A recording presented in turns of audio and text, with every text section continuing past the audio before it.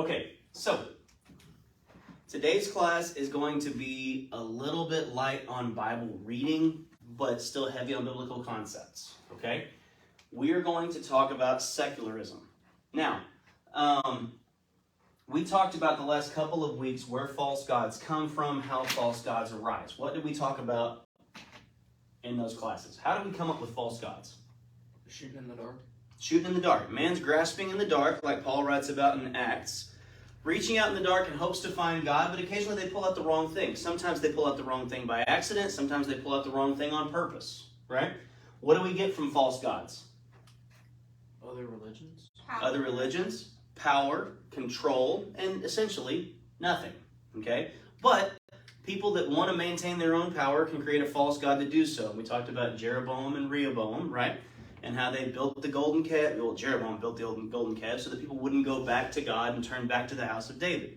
And so what we're going to talk about today is taking that one step further and going from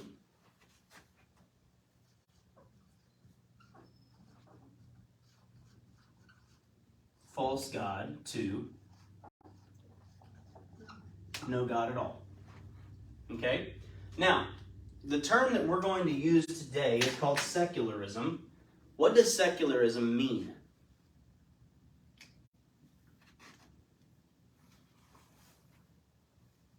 We use the word a lot, but we don't really talk about what it means, do we? Stuff apart from God. Okay, kinda. So we would say this is the Christian ideology, that we have God, and God is the umbrella over everything else, right?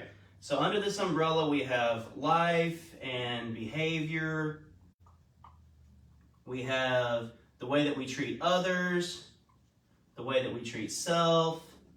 We have politics, we have work, we have school. God is over all and through all, right?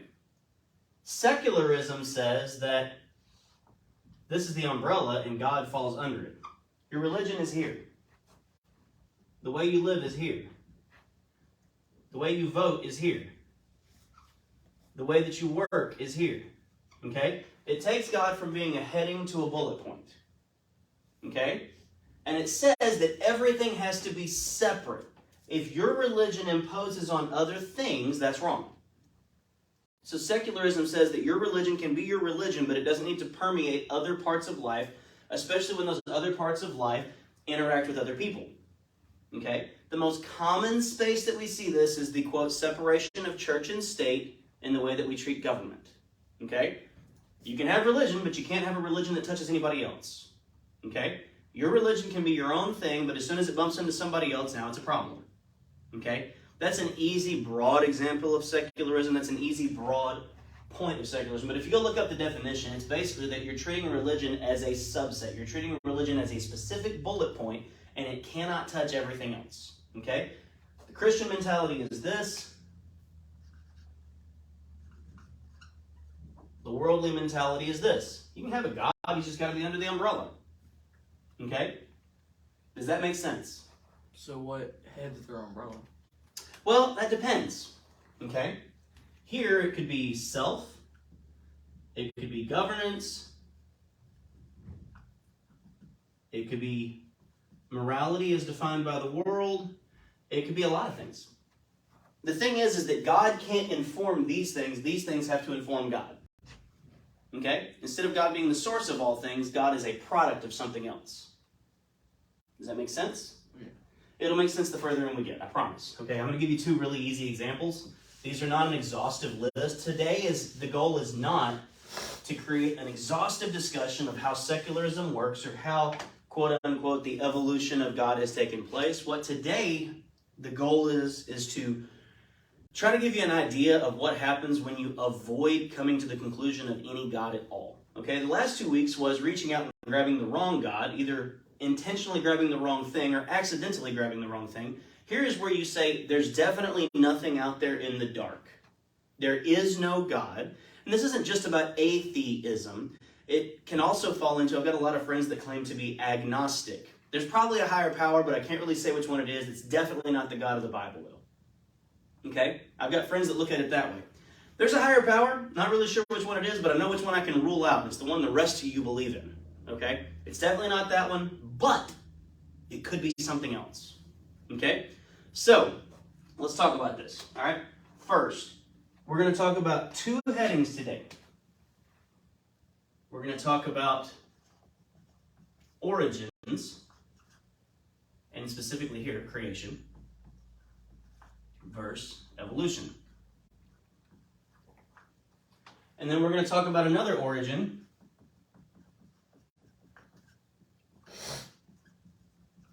and in this case, morality. From God or not. Okay? That's the two topics we're going to use. These are our two just kind of case studies. Okay? Plain and simply, the biblical account of creation is what? Christians say the world came to be because God made it. God made it. Okay? Genesis 1:1 says what? He spoke into existence. Well, in the beginning, God created the heavens. Thank you. In the beginning, God created the heavens and the earth. Yes, he did speak it. That's kind of, if you throw together the rest of chapter 1, I needed the verse specifically. In the beginning, God created the heavens and the earth. Right? Genesis 1:1. So, the Christian account, God created. Now, why could that be helpful? Because it sets God as the standard overall. Sets God as the standard, okay. But think about it more from a conclusions standpoint. Why is it helpful to say that there is a creator? Because then we know what to do. Okay. If I can twist that just a tad, it shows intent. It means creation was intentional, not accidental. Right? Well, a lot of people think that doesn't matter. I know, but here's the thing. If there was no intent in your creation, what intent is there in your life? If there's no intent in you being here, what's the purpose of you being here, right? So we talked some about that, like back when we did our class on identity several weeks ago, about if you don't have an identity that's grounded in something, you really don't have any identity at all. You wind up being without identity at all. And so if there's no intent in your creation, what's the intent in your conclusion?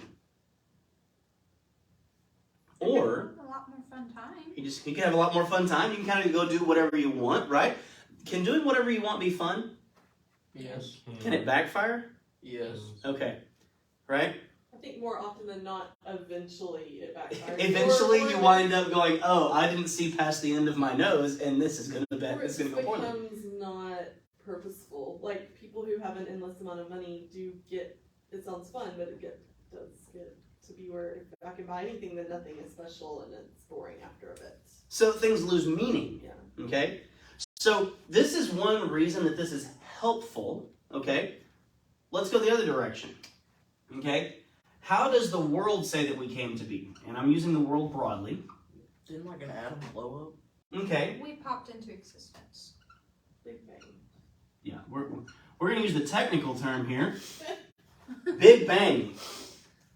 One of the few times we didn't have to reach into another language and create special terms, right? Big I Bang. love that. All right? The simplicity of it is quite helpful. Okay? So, according to the Big Bang, how did we get here? It just happened. It just happened. Be a little more specific. What just happened? Right things at the right times, a big boom. Right thing? Well, hang on. You've already bridged out. There's no things. We're not even real sure when the right time was. I'll talk about a timeline here of the different histories of the earth. Let's start here. What blew up? We don't know. We don't know. It had to have happened. But it has to have happened, all right? And we have some postulates or theories as to what blew up. And we think we found a particle that could meet the standards of something that needed to blow up. But then we have to explain what? How that particle was there. Where the particle came from, right? That's the problem, okay? Is eventually, and this is a philosophical question. This is an old philosophical question. It's almost become a joke. But when asked what the world sits on, the old philosopher says it sits on the back of a turtle. And the question becomes, well, what's underneath the turtle? And he says it's another turtle. And they say, well, what's underneath that turtle? And the philosopher finally responds, it turtles all the way down. Okay? Right? eventually you need a source for the source. All right? That works up here. Why? Because God's an infinite source. Because God's an infinite source. God has a certain property about himself. Starts with an E. What is that called? Certain property is infinite. No beginning or end. That's high. It starts with I. No. He's looking for. I'm looking for a magic word, guys. Starts with an E and it means no beginning or end. Eternal. Eternal, thank you. I thought of it, but I didn't know how to put it into an adjective format.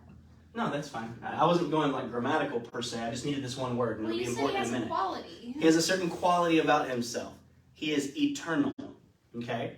Now, God is eternal, so that helps us out because we can say, yeah, he was in there in the beginning. He's always been there.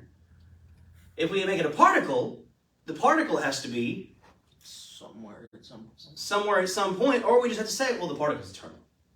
It has no beginning. So The biggest issue that they have in trying to describe where the Big Bang came from is eventually they've got to get an origin point, and that's really, really hard. As recently as 2018, we've admitted we just don't have a way to say where the beginning point was. There had to be a beginning point. We know there's a beginning point, but we really can't point at it. Okay?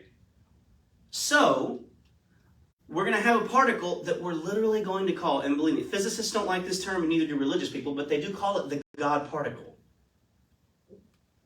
The irony of that. And that's more of a media creation, calling it the God particle. Physicists didn't want it called that. It has a special name. It's called the Higgs boson. B-O-S-O-N, if that matters to you. But that is the street name, quote-unquote, God particle, because it's the one thing that possesses the right properties to have created mass or exploded. Okay? Theorized in 1964, quote, discovered in 2012. Okay? We worked hard enough splitting enough atoms that in 2012 we discovered a particle that met the criteria necessary for the Big Bang, but we still got to explain where that particle came from or why it was there to be banged in the first place. Was it a single particle, or are those particles still out there? They exist. We had to split atoms to find them. Okay? So we could. Curious So- if we found it, why we couldn't Big Bang it again. It's necessary to find the correct properties and environment for that. Okay? And the issue that we run into again is I'm less concerned about recreating the process and more concerned about where did the particle come from. That's the one thing I've got to have, is that physics also has these rules about mass and the creation or deterioration of mass and so on, is that matter can't be created or destroyed, right? So then how did matter get created? Yes, it's got to have a start point, right? Something has to put it in play if it can't ever go away, right? That's the issue that they run into, okay? And I understand this is an incredibly simplistic argument. I'm not trying to argue with some physicists. That's not my job. My job is to tell the physicist, you're going to have to get out of my space by saying something is a God particle or trying to give it internal properties because these are faith words and you don't have that. Quit using my vocabulary for your point. All right? You don't believe in this concept, but you want to adopt it to make your theory work. I'll get to that in a second. All right? So, here's a couple things we need to think about. The idea of a Big Bang or an origin to the universe has existed for a very long time. Okay? In 1897, a guy named Lord Kelvin proposed that the Earth was 98 million years old. Now, he got to that based on using radiation measurements, and as technology became more sophisticated, those numbers kept expanding. So you think about things like measuring radiation of the Earth, or measuring carbon dating, that's another thing that's been used pretty commonly. So we began in 1897 with an Earth that's maybe 98 million years old, okay? By 1907, we said, it's more like 92 to 570 million. By 1927, now it's more like 1.6 to 3 billion. By 1941, we said, it's probably more like 3.2 billion. By 1956, it's more like 4.5 billion. By 1983, consensus between 4 and 4.2 billion. And even now, with our modern telescopes, and this is probably going to change with that new telescope that they just launched up there, but we think the universe itself is 13.7 billion years old, which would make it 9 billion, give or take, years older than the Earth. Okay? What's the one consistent pattern you see? It keeps getting longer. It keeps getting longer and bigger, right? It keeps adding time. Why does it keep adding time? Because it doesn't have time to form everything else. Because in order for all of the postulates to play out, we have to keep extending time. We have assumed that our conclusions are correct, and therefore we keep extending the starting point in order to make our conclusions play out. okay, if we assume that certain things happened a certain way, we say, well, these are observable things, species evolve, okay? Question. Be careful how you answer this question. Think thoroughly through it before you answer this question. Do creatures and species evolve or change over time? Yes. Yes, that's clear, okay? Average height of a person has changed in living memory, okay? That's natural selection, okay? As someone who has a background in the ag industry, I can tell you that there are so many more breeds of cattle now than there were even 200 years ago, because we went, what if we matched a red one and a black one? What would that look like? Okay, what about a black one and a white one? What about a white one and a red one? And we just mixed and matched certain traits and created breeds, okay? If the Gardner family was here today, they could talk to you all day about the Branguses, which are a very specific mix of a couple of breeds. Like they've got to be 3/8 this and 5/8 that, or they don't qualify. Okay? So it's important to understand that natural selection does exist, change over time does exist. But when we go from, all right, if I mix a red cow and a white cow, I can get a pink cow, which I understand is not realistic, but try to give me a little leeway here. It's not like mixing crayons, but if I can do that, and it only takes like 3 generations to make it consistent, then I could go all the way back and make cows come from chickens, okay? I just need more time to make that play out, okay? Now, yes, they're trying to wedge their conclusion into more and more time to make the conclusion play out, but they're also saying, well, we can date these things based on their radioactivity. So we can carbon date rocks, or we can measure the radiation level of things like uranium and the trace elements of stuff inside of these particles, all right? So they're trying to measure these things, and they're using it all based on conclusions that they can observe, but then they're extrapolating that into theories that they can't observe. And so in order to make this conclusion that I can measure right here work over this theory, then I have to continue to boot out the time to add more time as I find out that, oh, it doesn't actually happen in 50 years. Maybe it's 100. And then 100 years goes by and I go, 100 doesn't do it either. Maybe it's 200. Oh, and because we're finite beings, we can't measure hundreds of years of time as individuals, right? So we have to keep kicking out the beginning point to try to make the conclusion fit, all right? This is backwards math at its best. It's backwards science, too. Backwards science, too. Sure. So the other thing that we've discussed in a prior class, and I'll be glad to go through it with anybody at some point outside of this class period because I don't have time to go off into it, but when we talk about the way that, we see stratification and these trees growing through multiple stratifications of certain types of rocks, and that must have taken thousands, if not hundreds of thousands or millions of years for this to play out. And then you look at a case like when Mount St. Helens erupted within the last 100 years and it recreated all of it in a matter of about 90 days, where a volcano erupted, shoved all these trees into Spirit Lake, the trees became very heavy, stood upright, and sediments stacked on those trees and created perfect strata of different sediments based on how they settled. Science tells us that that takes hundreds, if not thousands of years, and it happened in 3 months because of cataclysmic events. Okay? So something to think about is that, again, I've mentioned before that because most religions in the world acknowledge some form of flood myth, the conclusion of most historians is that a flood did actually occur. A flood is a great example of a way to get a lot of these formations that people think took thousands and thousands of years by water running through a certain thing. If you drastically increase the amount of water, it can drastically decrease the amount of time necessary. Okay, so the flood goes to explain a lot of these geographic formations that we try to say took millions of years. Now, having said that, refocus. The difficulty that the Big Bang Theory has is that it has trouble explaining the point of origin. Until about 60 years ago, we assumed we had a, quote, steady state universe, which meant continuous creation of matter. Well, that was debunked back in the 60s. So we had to replace it with something. Anybody want to guess one of the words we use in our current model of how the universe works? We call it the eternal inflation theory. Now, what that means is that it creates a complex multiverse. No, not like Marvel Comics, a little bit different. It means that Big Bangs continue to occur further out, creating additional tangent universes. Okay? So, the thing that we weren't able to observe here, we assume is continuing to happen in other places that we can't observe. And because it's happening out there, it means we're always inflating. We are eternally inflating. We can project it infinitely into the future. The problem with that is they all admit we can't necessarily eternally inflate it backwards because we still need a point of origin. So they borrowed eternity, but they don't use it the way that eternity actually works, which means it extends both directions forever. Because they say we still have to have a point of origin. And when asked what the point of origin is, even the best physicists go, we don't know. We have this particle. We can't tell you where the particle came from.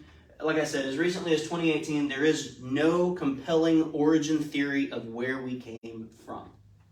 We have a process that we think we got here from, but we can't tell you when it started for sure. We have a pretty good idea of a particle that could have started it, but we can't tell you where that particle came from. Okay? It just leaves a bunch of question marks at the beginning of our timeline, right? Now, why is it helpful to do that? Well, if there's no starting point, then you can always expand. Okay, it's helpful to always be able to expand, but let's talk about people that live today. Why is it helpful to say we're not really sure where we came from? So you can do whatever you want? You can do whatever you want.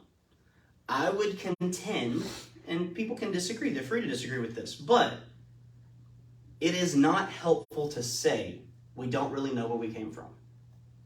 It is not helpful to put question marks at the beginning of our timeline. Well, what would it be helpful for? Mostly being able to continue to project and theorize and guess. Okay? If we make the point always moving, you ever heard of the term moving the goalposts? Yeah. Yeah, okay, you do debate, you understand. By the time you make your point, they go, that wasn't what I was talking about, I was talking about this over here. Okay? If we constantly move the goalposts, can we ever actually score a goal here? If we constantly move the goalpost, can we ever at any point reach some kind of conclusion that's satisfying to people? It's necessary to have variance. It's necessary to have leeway in what we see because we claim to keep coming to new and better conclusions when in reality, it's not the conclusions that's the problem. It's the origin that we're talking about. Okay? Science does a great job of reaching conclusions. It reaches conclusions based on things that it can observe. That used to be the way science worked. We said, I think this thing would happen, and then we tried it out and it happened. You know what? Hey, that worked. Okay? If I thought I can probably cut off Lane's thumb and sew it to the side of his leg, and it'll still work. And then we try it out and go, it didn't work. Obviously, hypothesis failed. Don't do that again. Okay? Now, that's not very good science, but that at least used to be the way it worked. We would test theories and find out that they were true or false. Now we don't do that. We create theories, and then we create other theories to support the theories, and we continue to adjust things to support the theories until we get 4 theories down the road, and we don't talk about the original theory, because we're still here on this Big Bang idea, which has been the go-to theory for a very long time, and we're still not sure what went bang. At one time, within the last decade, the conclusion that we had come to is that we're still confused, but we're confused on a higher level. I'm sorry, making an F at a better university is still an F. I'm sorry, it just is. Like, if you don't know, you don't know, and just admit that. So, here's the thing. This is what I want to bring up with the origins of us, creation versus evolution. I believe in creation because I don't have a problem with a God that can create things. I believe in creation because I don't have a problem with having an origin point that is not a point to the thing that originated it, right? We have an origin point when God created us. I'm okay with that. That's called faith. But faith doesn't exist in the science space. I need proof. Okay? Do I need proof that man was created in Genesis 1 as a Christian? Do I need proof of that? Or what substitutes for proof? And science can hate this all they want to, but faith substitutes for proof because Hebrews 11 teaches us that faith is the substance of things hoped for and the evidence of things not seen, right? Certain things that I can't point to and go, see, obviously on a Tuesday, God created man. Okay? Yes, I understand it would have been a Friday if you count the weeks the way, on the 6th day or whatever. Right? If you measure days the way they measured days, it would have had to be a Friday because God rested on the 7th. Sabbath is a Saturday. You get where I'm going, right? But do I have to go back and prove it was a Friday? No. Before anybody ever thought about it being a Friday? No, I don't need that. That's the comfortability, and people think that is in some way a weakness, but to me it just allows me to say, I know where I came from. And because I know where I came from, I can know where I'm going. I can have confidence in conclusions because I have beginnings. Whereas if I don't have confidence in conclusions, and I don't have confidence in beginnings, kind of makes for an aimless populace. Okay? Which is what's going to bring me to my second point. The origin of morality. Where did morality come from? God. God. Why? Because Okay, the God, Christian idea is that it came from God. because God's nature is good, and Okay. that there is a difference.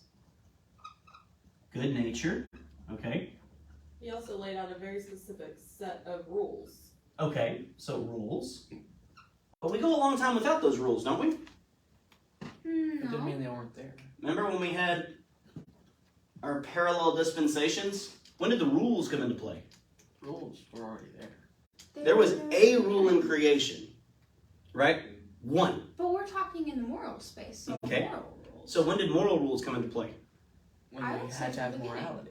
Okay, when? When we came out of the garden. When they were created. Okay. Are you So trying if to there's get no at knowledge the of, so concept here's my question. If there's no knowledge of good and evil, how do you have moral rules? We Well, don't. there is knowledge because you haven't narrowed it to humans.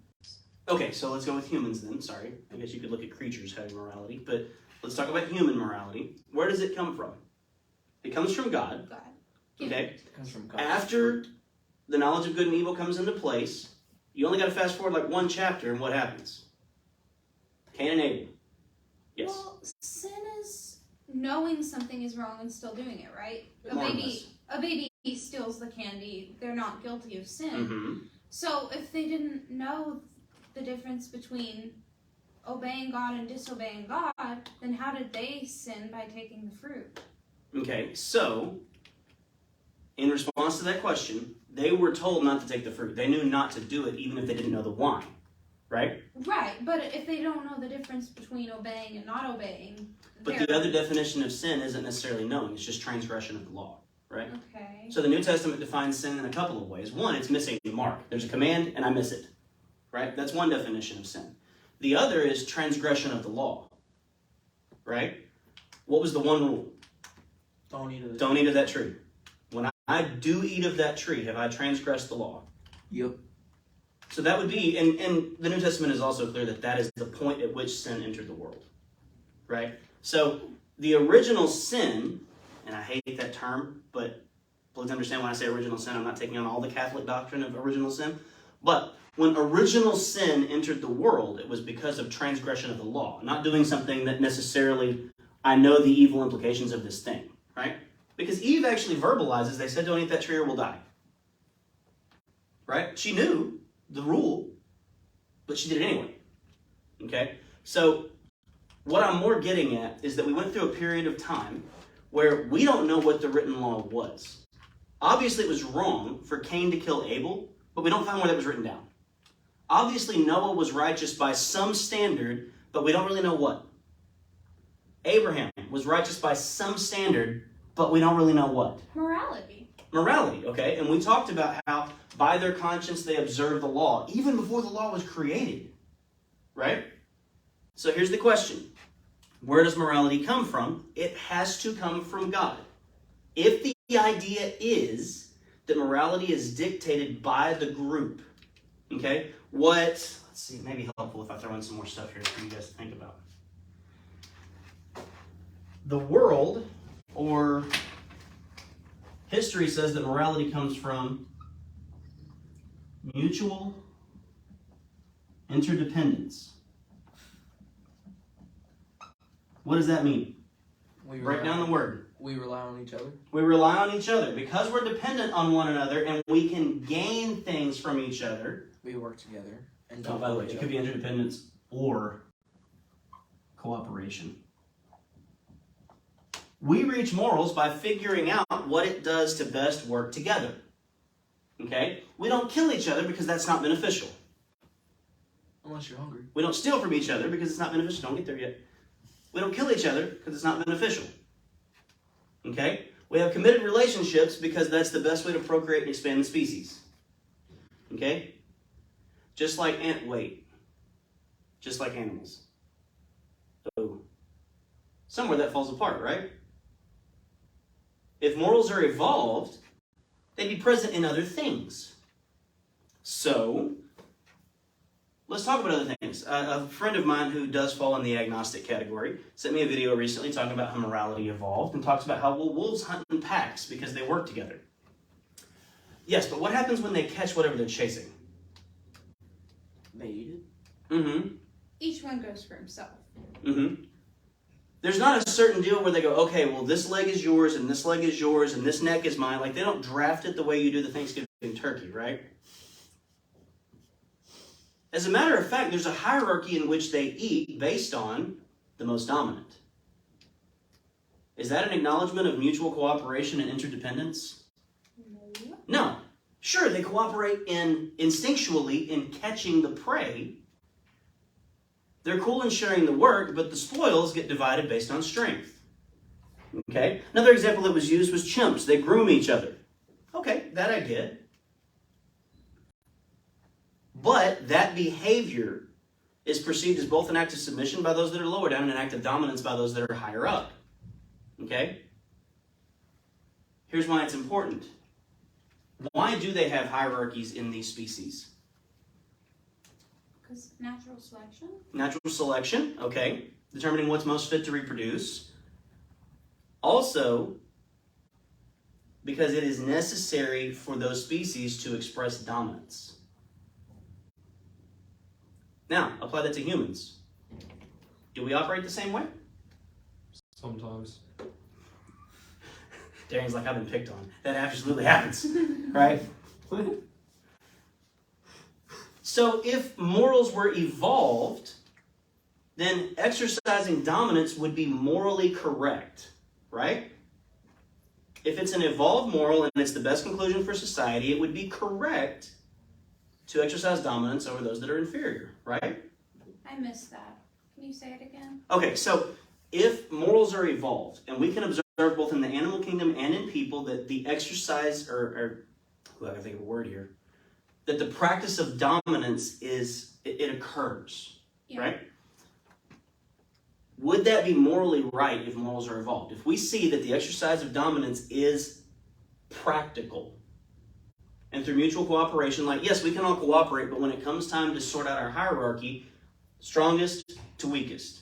Strongest reproduces, strongest gets fed, strongest gets handled, strongest gets protected, weakest fall to the side. Well, wouldn't you say that's our morals are developed better than the animals? To some extent. Because our society, there are more humans continuing on. We're doing a better job. We're evolving the morals better. Mm-hmm. Because obviously, when the weakest die, it's to their detriment Mm-hmm. as a pack because they have less people. Mm-hmm. Then. So, follow-up question. If I took out the idea of morality and looked at it exclusively, again, in an evolutionary framework, so go to societies that are less, quote-unquote, morally developed today, Okay. is that practiced? What? Caring for the weaker. No. Yes. No. So think about societies where food is scarce. Who gets fed? The family that can find it. The ones that can find it, the ones with the ability to protect it, the ones with the ability to acquire it. Okay. Okay? So the idea of rationing resources to serve those that are further down or weaker is not prevalent in less developed, quote-unquote, societies. Yeah, and I'm saying those are the less developed ones. I understand, but they are still human societies. So here's the reason that I asked this question, okay? If I take the religious aspect of morality, because the more developed societies have historically been the more religious societies, yeah, which is why they care for the weaker. I'm coming around the back way to a point. The back way to the point is, if I pulled out religion entirely, what conclusions would I come to? Yeah. And I come to the less developed societies, right? If I pulled out the idea of a moral standard absent what is evolved, I come to the less developed societies. I see your brow furrowed in I a way don't that... get it. I think he's saying that you can't look at specifically like Waco, Texas, because in general, Waco, Texas has had morality in the past that is Religious. that was religious based. So we may be heading away from that, but it's still rooted in people, and so that's not going to prove this evolution of a morality that's not based in God. Whereas a less civilized society that's maybe never even been introduced to God, that would be proof of an evolution of morality that is not based in God. And therefore they may not take care of their weak. They may act like the wolves. Whoever, if you're too weak, then you don't get fed. They don't care if you die because they need the resources for someone else. Now, the follow-up to that is this. Trying to project the absence of God on a society where he has or currently is clearly present is part of the reason that this falls apart. Okay? So, saying, look at the conclusion that society came to, and maybe this society is a-religious or amoral today, but look how successful they are. And then you go back in their history and you go, oh, look, there are moral threads here that led to their success. Maybe they've abandoned those moral threads because society goes in cycles, high and low, right? But if we tear out the idea of that moral framework, how did they come to those moral conclusions, okay? I still contend that they are not evolved, that they are moral standards. There is an objective morality, okay? And I've got a couple of case studies for that, so stick with me just for a second, okay? The reason I bring this up is people say that because of mutual interdependence and cooperation, we have morals. Basically, you can come to these things with no standard at all. So here's the question. Is feeding the hungry better than killing them?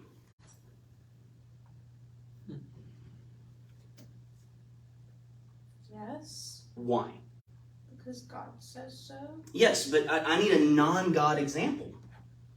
If we evolutionarily came to that conclusion that feeding the hungry is better than killing them, can I come to that based on mutual cooperation and interdependence? Protection. Protection? Yes. Okay. How so? Meat shield. Meat shield. Okay. You have less people. If the barbarians come and attack your city, Mhm. and you let the poor starve, you Mhm. have 50 less soldiers. Okay, that's fair.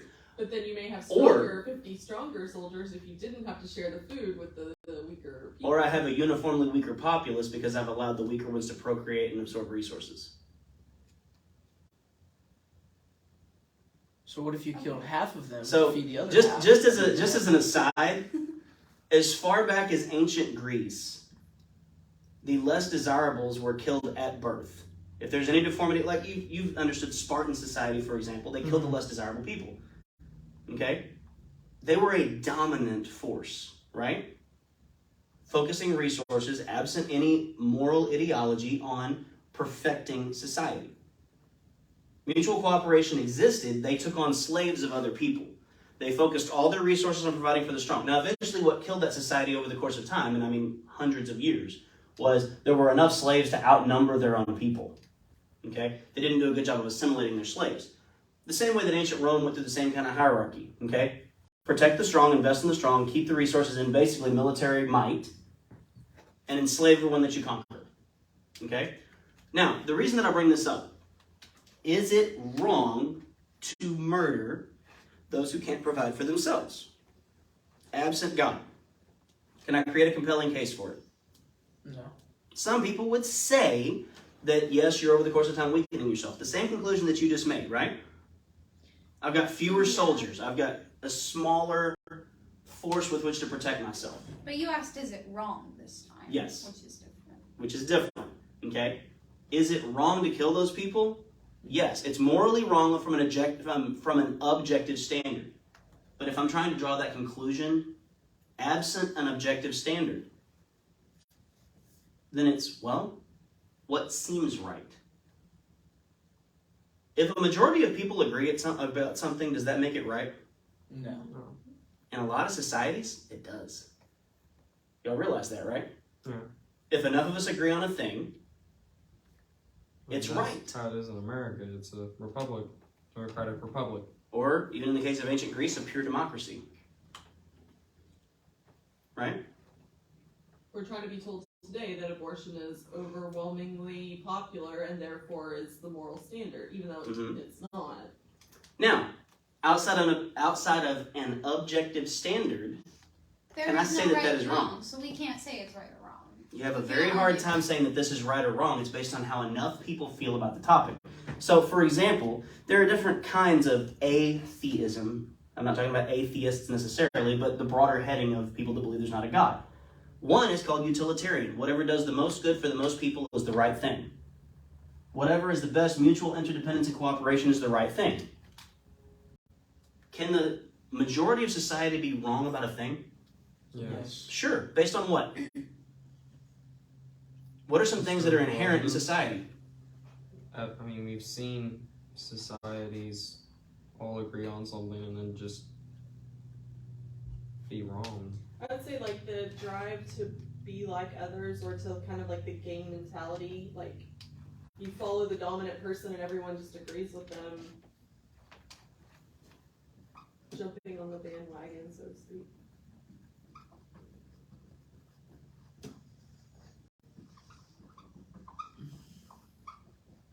I believe that the idea that mutual interdependence and mutual cooperation have a very hard time addressing collective wrong, or what's commonly called mob rule. Enough people get worked up about one thing, they can make something happen, right? Absent an objective standard, all I have to do is convince enough of you to behave in your own best interest. Which means there's an emotional aspect to it, there's an intellectual or ignorance aspect to it. If you just don't know the facts, right? The phrasing of a question means everything. So, here's the question. Should people be able to marry whoever they want? No. That's a loaded question, isn't it? Why can't they? Because If we all agree that everybody ought to be able to marry whoever they want, if enough of us agree to that, why would it still be wrong? Are we still going without God here? Absent an objective standard, give me an example. absent an objective standard, nothing can be right or wrong. So, you So keep morality saying has a that. very hard time evolving, doesn't it?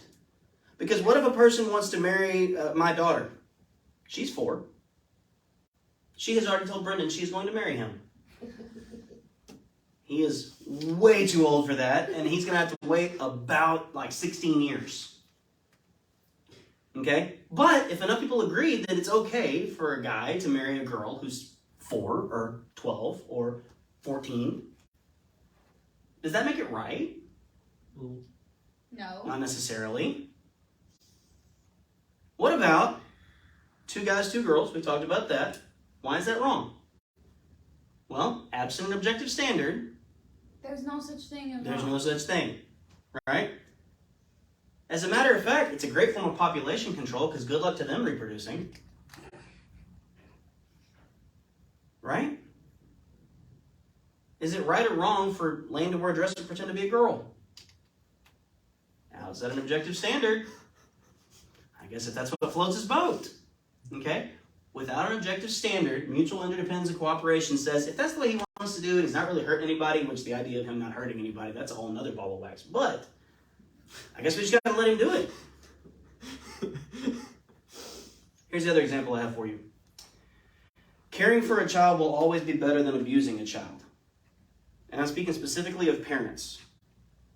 Is it right or wrong for parents to care for their children or provide for them? Should be right, but outside of an objective standard. What about abusing them? Right or wrong? Absent an objective standard. There is no right or wrong. Okay? The idea that, well, parents shouldn't abuse their kids because it damages society. Actually, you can create an incredibly compliant populace that is absolutely willing to follow rules by enforcing those rules very, very strictly when they are very, very young. I mean, the Mongols did that. Let me give you the religious example of this. What did ancient Jewish society do to children that disobeyed their parents? Kill them. Oh. Shoot. As a matter of fact, even in religious societies, learning enforcement at a very young age, which the Bible repeatedly teaches, right? Train up a child in the way he should go, and when he's old, he will not depart from it. Okay? That's Proverbs, right? Well, what about Ecclesiastes? Fear God in your youth. Chapter 12 says, you learn to fear God when you're young, not when you're old. Because in Jewish society, you wouldn't live to be old if you didn't fear God. Okay? The whole thing here is that we understand it's wrong to abuse a child, but caring for a child is different than abusing them. Training a child is different than abusing them. But Absent a moral standard, where is the line between training a child and abusing them? It's really hard to hash out, isn't it? Or you can say society decides, but it's still messy. It's a messy line between where I'm, for example, our society has rapidly gotten away from spanking. We still spank our kids. That may get me arrested one of these days, but we still spank our kids. Okay? But we're not abusing our kids to do that. They will learn to do as mommy and daddy say because we know better for them. Like just yesterday, Miley got spanked for trying to grab her mommy's straightener. The spanking was the lesser evil. Because if she grabbed a hold of that straightener, it's going to hurt a lot worse than that spanking and last a lot longer. So spanking was an evil? To some people. It is I would love to not spank her. I would love for her to listen when I say don't touch that and go, okay. Okay? Here's the broader thing here. Yes, sir, be better. If morality has evolved over time, it is subjective, not objective. It is based on what we can mutually agree that our interdependence is best served by, or our cooperation is best served by. Here's the reason that we brought this up. By taking God, remember that umbrella that I drew at the very beginning and saying everything falls under the umbrella for a Christian, is saying God informs all of those things. He informs my morality. He informs my beliefs. He informs my practices. He informs the way that I work, the way that I go to school, the way that I interact with other people, social interdependence, politics, and so on. God informs all of those things. Versus God has to be under the umbrella. And here's my religion, but everything else exists outside of my religion. And my religion can't impose on anything or anyone else. If that is the case, if religion, and there is no objective standard, is apart from everything else, we wind up with this, an evolved morality that is incredibly subjective.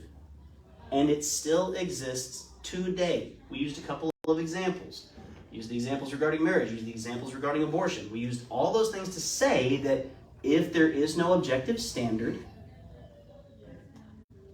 then all of those things are based on what serves the most people, or what people believe to be right. Does that make sense? Right. That is how secularism, I didn't even write it on the board this time, that is how secularism becomes a religion. Okay? It's looking at our history and saying, I can't find the origin point, but I know the conclusion's right, so the origin point's back there somewhere. That's just faith in something other than God. Or saying, I know that we have morals today, and maybe we were a Christian society at some point in the past, or had Christian morals at some point in the past, but the fact that we don't have them today proves that our morals can exist apart from God. That's just shoehorning secularism into a moral conclusion, saying, well, ignoring the presence of God in a populace's history and in its successes, to say that we came to these conclusions absent God is foolishness, number one, but number two, it is saying in creating secularism as a religion. Does that make sense? We religiously pursue the idea and conclusion that God wasn't there, and therefore we form theories that suit that conclusion. Does that make sense? All right, awesome. Appreciate you guys listening today. Like I said, today was a little light on Bible, but we will get back into it some more next week. So thank y'all for listening. Y'all have a great week. Wonderful. Have a good day.